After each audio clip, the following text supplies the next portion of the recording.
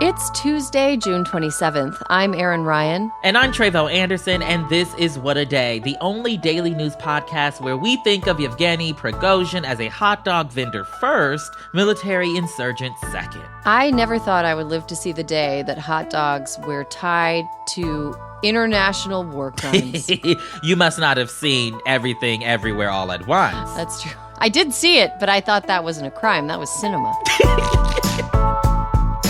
On today's show, the shooter who killed 5 people at an LGBTQ+ club in Colorado Springs last year has pleaded guilty.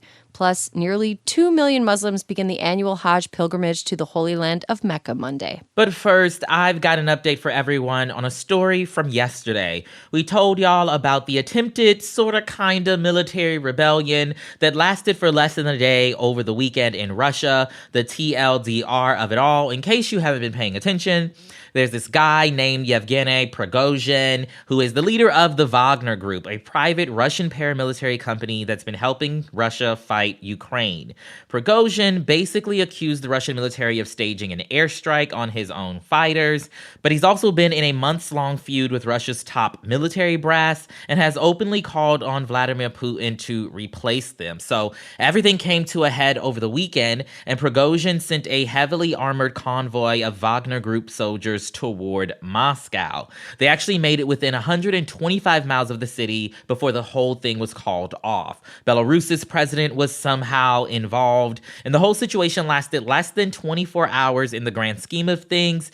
Now that is the background here. The update is that overnight, Putin finally addressed the situation publicly. He gave a 5-minute televised speech to his nation, and while he didn't name Prigozhin specifically, he did say that the mutiny organizers were quote-unquote traitors. He blamed Russia's enemies and said that they miscalculated and that they unsuccessfully tried to force the group's soldiers, quote, to shoot their own. Putin also praised the rank-and-file mercenaries for not letting the situation descend into quote-unquote bloodshed.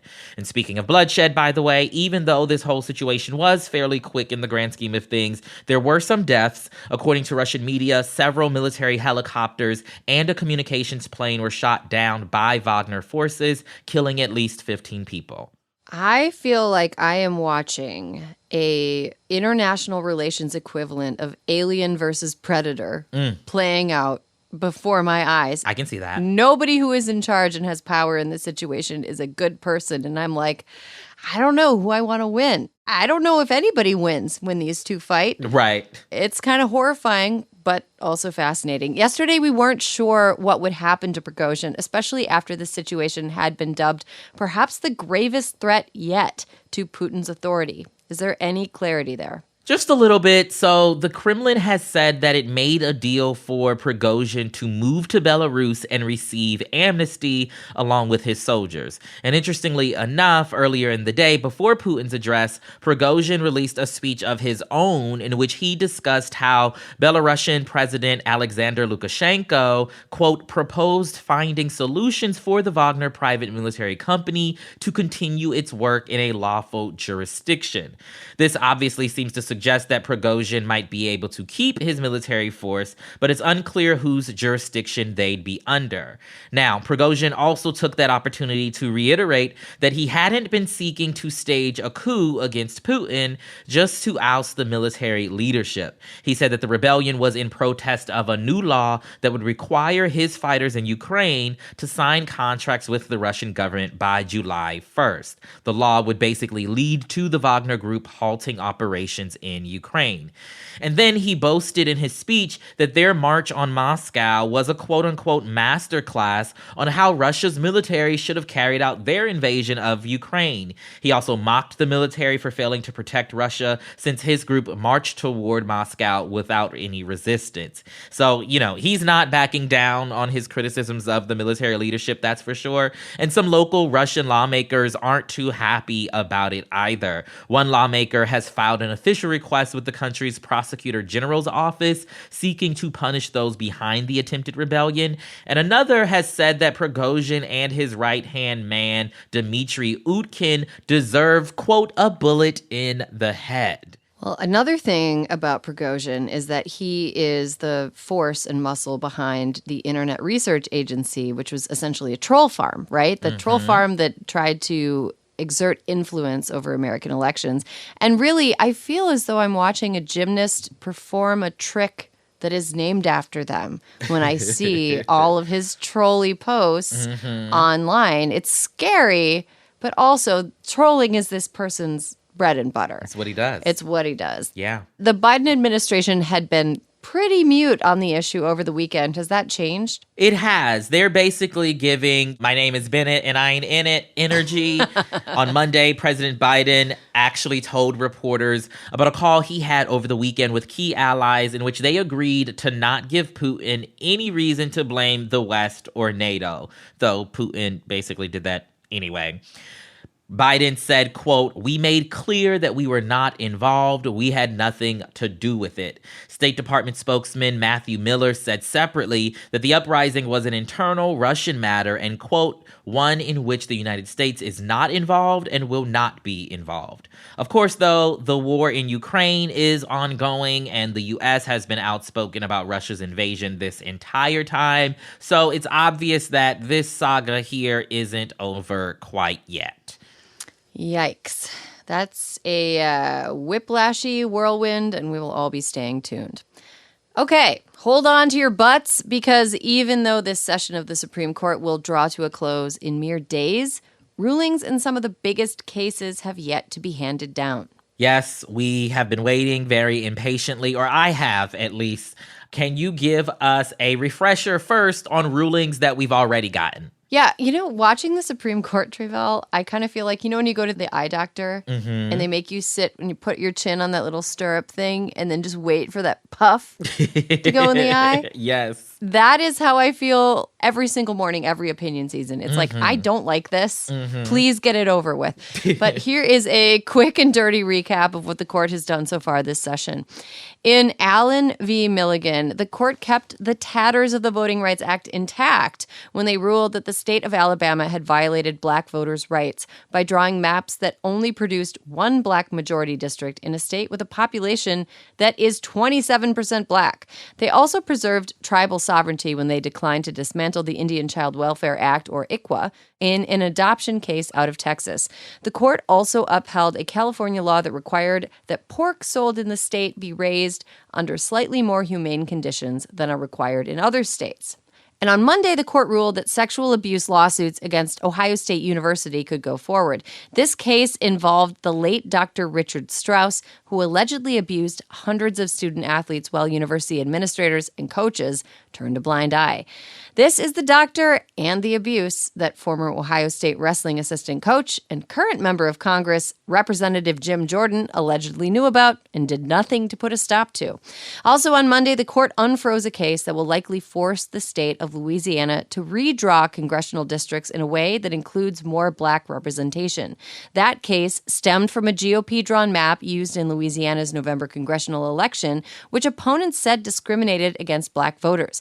The map had white majorities in 5 of 6 districts, despite black people making up 1/3 of Louisiana's population. It's always wild to me when they try to get away with things like this, particularly in deeply black areas. They're pulling on a history of efforts to do this anyway. It's really bonkers. That phrase, shoot for the moon, because even if you miss, you land amongst the stars. I feel like in southern states trying to make laws restricting black people's access to voting, it's sort of shoot for the moon. Even if you miss, you land among the stars and bars. Right. But it wasn't all small upside surprises. Our standards are just incredibly low for this court. This is the same court that has set its sights on everything from freedom over our own bodies to the rights of people accused of crimes to all but squashing the separation between church and state. And to draw from very recent history, let's not forget that this Supreme Court also loves sticking it to the EPA and the environment every chance it gets.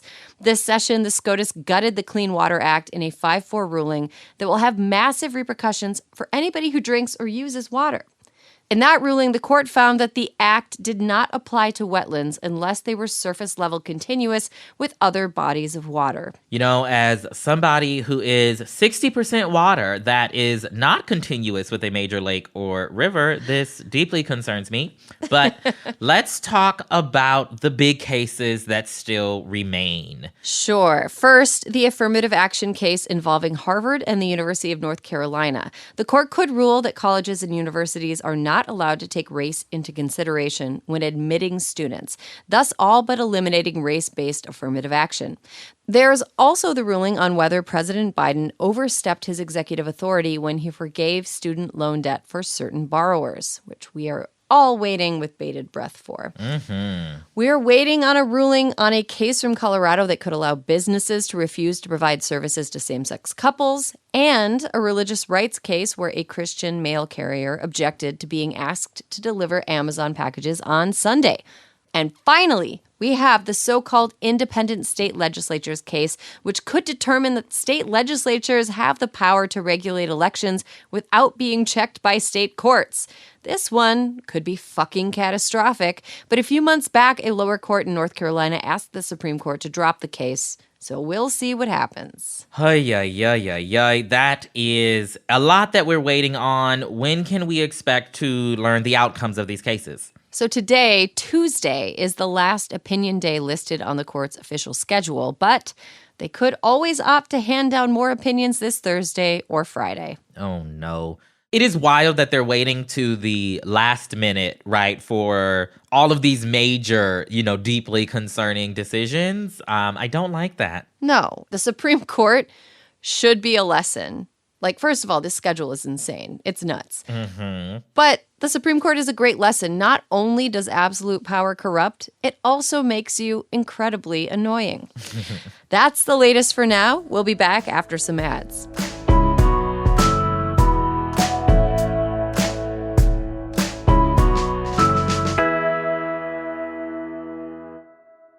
What a Day is brought to you by Rocket Money.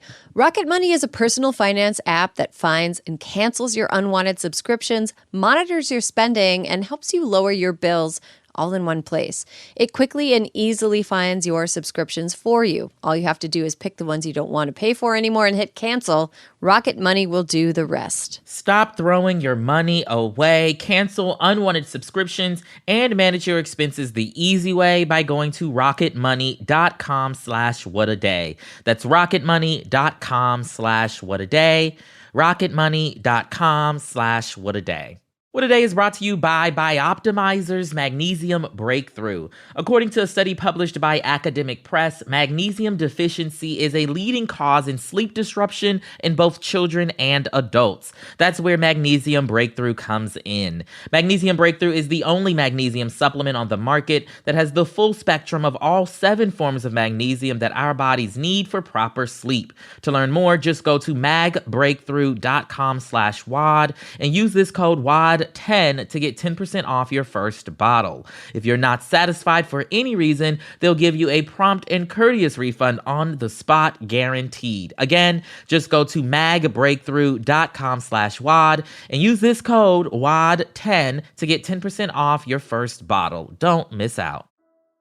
What A Day is brought to you by bookshop.org. Yes, you know what I'm about to say. My debut book, We See Each Other, a Black trans journey through TV and film, is available wherever you get wonderful books and bad books too. And you can order a copy of your own using our favorite online bookstore, bookshop.org. Whether you're searching for a buzzy new memoir like Trevel's, a murder mystery, or a fantasy novel, Bookshop has got you covered with every title you can think of.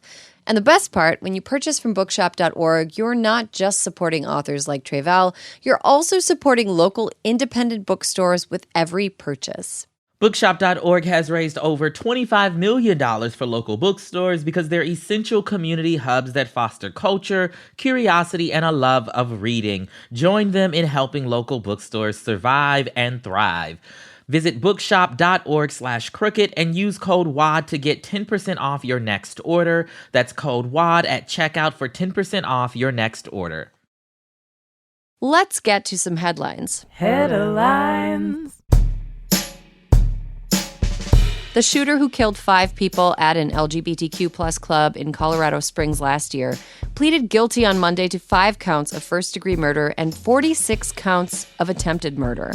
The 23-year-old suspect also pleaded no contest to 2 hate crime charges and was sentenced to 5 back-to-back life sentences plus 2,208 years in prison. Think he's probably not going to be getting out of prison. The plea deal comes after the attacker entered Club Q last November with an AR-15 and opened fire, killing 5 people and injuring 19 others. Others who were there that night were able to stop the shooter until police arrived on the scene. Families read victim impact statements calling the attacker a, quote, coward and a monster. Judge Michael McHenry said that he believed the defendant's actions, quote, reflect the deepest malice of the human heart, and malice is almost always born of ignorance and fear. The 23-year-old had been previously arrested and charged with felony menacing and first-degree kidnapping in 2021 for threatening to detonate a bomb. The charges were later dropped. The FBI said yesterday that the agency has opened a federal investigation into the attack in conjunction with the U.S. Department of Justice, so the attacker may still be facing further charges. Guatemala is headed for a runoff election after none of the 22 candidates secured enough votes to win the country's presidential election on Sunday. Despite low voter turnout and a high number of invalid ballots, Social Democrats Sandra Torres and Bernardo Arevalo landed in second place after the polls closed early Monday morning, triggering a runoff. And while the runoff further delays the election, the 2 choices on the table guarantee that the country will have its first leftist president in over a decade. A little bit about the candidates. Torres is the wife of deceased former Guatemalan President Alvaro Colom. She's launched unsuccessful presidential bids in 2015 and 2019, but this year she managed to capture 15% of the vote, more than any other candidate in the race. Her opponent, Arevalo, is the son of Juan Jose Arevalo, the man who became the country's first democratically elected president in 1945. He got away with nearly 12% of the vote. Torres and Arevalo will go head-to-head again in August when voters will decide which nepotism candidate they want to lead them as the country battles poverty, violence, and corruption. Heavy fighting continues in Sudan as the battle between 2 rival military forces has entered its 11th week. The conflict, which began in mid-April, has led to thousands of deaths and millions displaced. According to Al Jazeera, the paramilitary Rapid Support Forces, also known as RSF, has said it took control over the headquarters of a heavily armed police unit in the country's capital on Sunday. This unit is a camp that belongs to the Central Reserve Police in Khartoum and is equipped with ammunition, vehicles, and weapons. RSF even posted footage of its fighters removing boxes of ammunition from one of the unit's warehouses. The United Nations expressed, quote, grave concern about this development, especially as fighting intensified over the last 2 days in towns near Kurmuk, which is the part of southeastern Sudan that borders Ethiopia. Fox News has chosen its new primetime TV host to replace its former star anchor Tucker Carlson. Jesse Waters, co-host of Fox's The Five, is set to take over the network's coveted 8 p.m. spot. Waters got his start at Fox as a production assistant back in 2002. From there, he worked his way up to appearing regularly on The O'Reilly Factor, where he was most known for his recurring Man on the Street segment, Waters' World, in New York. His content ranged from patronizing and shaming unhoused people for their circumstances in Penn Station. You live here. You sleep here too? Yes. Are you allowed to sleep here? Yes. To visiting Chinatown and asking people questions based on Asian racial stereotypes. Am I supposed to bow to say hello? I like these watches. Are they hot? Is it the year of the dragon? Do they call Chinese food in China just food? Oh my God. Waters went on to join Fox's The Five in 2017 and began hosting his own show during the network's 7 p.m. slot earlier this year. It's safe to say Waters has got some pretty big shoes to fill now that he's moving further into the spotlight. Fox has seen a huge drop in ratings since firing Carlson back in April, having only been able to draw about half his nightly audience during primetime. That might be a positive for the rest of us. Anyway, meanwhile, the network continues to battle with its former former star even after parting ways. Earlier this month, Fox sent Carlson a cease and desist letter over his new weekly show on Twitter because the network is paying him until the end of 2024 per his contract. Fox promoted Waters to finally answer the question, what if a sentient teleprompter also believed in QAnon? And also, Treval, can I point something out? Mm-hmm. Jesse Waters' eponymous segment was called Water's World, which is a reference to the 1995 movie Waterworld. That's how you know that your viewers are old, when you're making references that are like old enough to not only rent a car, old enough to worry about a mortgage. That is an old reference. I wish him everything he deserves. Nearly 2 million Muslims began the annual Hajj pilgrimage to the Holy Land of Mecca yesterday, marking the first time that pilgrims have been allowed to partake with no restrictions since the start of the pandemic 3 years ago. In 2020, the number of pilgrims was limited to 10,000 local residents, and only 59,000 were permitted in 2021. Although restrictions were significantly loosened last year, still only about 900,000 people were able to participate, which sounds like a big number until you know that is about half of what is normally expected at the Hajj. The Hajj pilgrimage takes 5 or 6 days to complete, and participants walk the paths taken by Prophet Muhammad and other religious figures. Hajj is one of the 5 pillars of Islam, and all physically and financially able Muslims are required to participate in the pilgrimage at least once in their life. Because of the religious significance it holds, many Muslims save for years to participate in the pilgrimage. I just want to applaud the religious commitment of Muslim folks who are participating in this, because 5 or 6 days of walking the paths of, the prophet and them, I can't do it. That's a lot of walking, it sounds like. That is a lot of commitment, and a lot of people make it every single year. And those are the headlines. One more thing before we go. Wellness isn't just about mindfulness, exercise, or having the perfect skin. Everything around us interacts to shape our health. On America Dissected, Dr. Abdul El-Sayed is joined by experts in politics, media, culture, and science to explore what's really making us sick and the forces we'll need to take on to keep all of us healthy. From insulin price gouging to ineffective sunscreens, oh no. I don't want to know about this. I don't want to know about ineffective sunscreens. Look at me. I will die. I will die if my sunscreen isn't affected. Knowledge is power, right? I will persevere. America Dissected cuts deeper into the state of health in America. Find America Dissected wherever you get your podcasts. New episodes drop every Tuesday. That's all for today. If you like the show, make sure you subscribe, leave a review, challenge Robert F. Kennedy Jr. to a push-up contest, and tell your friends to listen. And if you're into reading and not just Barbie, Oppenheimer, multiverse fan fiction like me, What A Day is also a nightly newsletter. Check it out and subscribe at crooked.com/subscribe. I'm Tre'vell Anderson. I'm Erin Ryan. And put us on the Supreme Court. Oh, yes, honey. No, absolutely no. I would get so much anxiety about my collar because that's really the only way that the justices can express themselves in those robes. I do a different collar every hearing. That's why you should be on the Supreme Court and not me, for collar styling alone. What A Day is a production of Crooked Media. It's recorded and mixed by Bill Lance.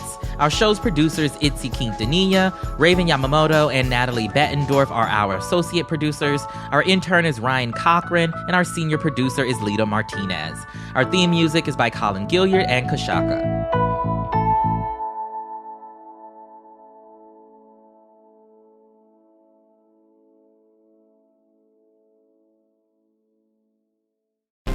The wait for Crooked's own subscription community is finally over.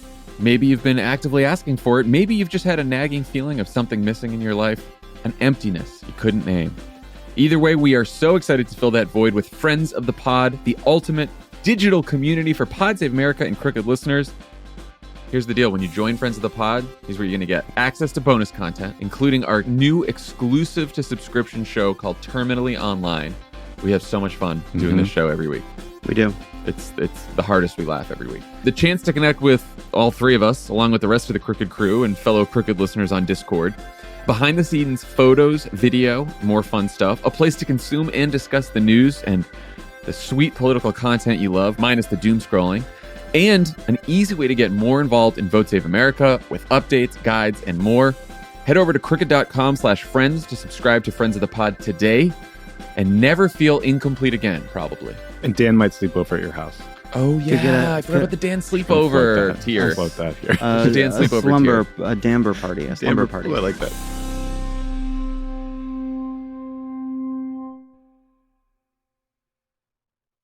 When it comes to buying your first home, everyone has questions. Can we even afford to buy a house right now? Well, I need to negotiate. How do I even negotiate? Luckily, a RE/MAX agent has answers. Hey, Brian, those are really good questions. They are? Thanks. It's my first time buying. I work with first-time buyers all the time. I got you. RE/MAX agents have more experience than other real estate agents. Visit RE/MAX.com or download the RE/MAX app to find the right agent. The right agent can lead the way. Each office independently owned and operated.